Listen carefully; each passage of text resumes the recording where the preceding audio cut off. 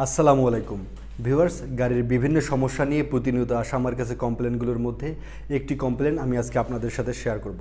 সেটি হচ্ছে engine oil level বেড়ে যাওয়ার কারণ কি। গাড়ির recommended engine oil maximum capacity অনুযায়ী মেনটেনেন্স করে কিছুদিন চলার পর ইঞ্জিন অয়েল লেভেল চেক করলে দেখা যায় যে ইঞ্জিন অয়েল লেভেল বেড়ে গেছে, অর্থাৎ ডিপস্টিকের ম্যাক্সিমাম লেভেলের উপরে ইঞ্জিন অয়েল চলে গেছে। আর এই ইঞ্জিন অয়েল লেভেল বেড়ে যাওয়ার কারণ কি, ইঞ্জিন অয়েল লেভেল মাত্রাতিরিক্ত বেড়ে গেলে ইঞ্জিনের কী ধরনের মারাত্মক ক্ষতি হতে পারে এবং এ থেকে কিভাবে অ্যাভয়েড করতে পারেন সে বিষয়ে আজকে স্পষ্ট ধারণা দেওয়ার চেষ্টা করব। আশা করি সাথেই থাকবেন। আর আপনি যদি এই চ্যানেলে নতুন হয়ে থাকেন তাহলে অবশ্যই চ্যানেলটিকে সাবস্ক্রাইব করুন এবং পাশে থাকা বেল বাটনে ক্লিক করুন পরবর্তী নতুন নতুন ভিডিওগুলোর নোটিফিকেশন পাওয়ার জন্য।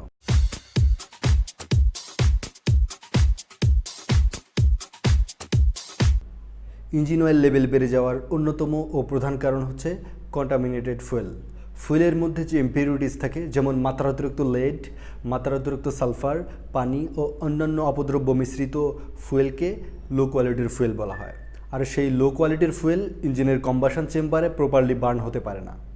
আর সেই আনবার্ন ফুয়েল ইঞ্জিনের কম্বাশন চেম্বার থেকে ইঞ্জিনের সিলিন্ডার ওয়াল এবং পিস্টনের মধ্যে দিয়ে ক্র্যাঙ্কেসে গিয়ে ইঞ্জিন অয়েলের সাথে মিশে যায়। এই প্রক্রিয়া চলতে থাকলে গাড়ি কিছুদিন চলার পর ইঞ্জিন অয়েলের লেভেল বেড়ে যাবে, অর্থাৎ ইঞ্জিন অয়েল ডিপস্টিকের ম্যাক্সিমাম লেভেলের উপরে চলে যাবে।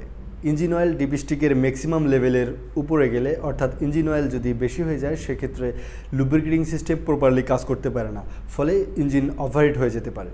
এছাড়াও লো কোয়ালিটির ফুয়েলের কিছু নেগেটিভ ইম্প্যাক্ট রয়েছে যেগুলো আপনাদের সাথে শেয়ার করা প্রয়োজন। লো কোয়ালিটির ফুয়েল ইঞ্জিনের কম্বাশন চেম্বারে প্রপারলি বার্ন না হওয়ার কারণে ইঞ্জিন ডিজায়ার্ড শক্তি জেনারেট করতে পারে না, ফলে ফুয়েল খরচ বেড়ে যাবে। আর সে আনবার্ন ফুয়েল ইঞ্জিনের ক্র্যাঙ্কেসে ইঞ্জিন অয়েলের সাথে মিশে স্লাস সৃষ্টি করে এবং ইঞ্জিন অয়েলের ভিসকোসিটি দ্রুত নষ্ট করে দেয়। ফলে পিস্টন রিং, মেইন অ্যান্ড ব্রেকেন বেয়ারিং সহ অন্যান্য মুভিং পার্টসগুলোর ফ্রিকশন বেড়ে যাবে এবং মুভিং পার্টসগুলো দ্রুত ক্ষয় হয়ে যাবে। এর ফলে আপনার গাড়ির ইঞ্জিন ওভারহলিং পিরিয়ড এগিয়ে আসবে।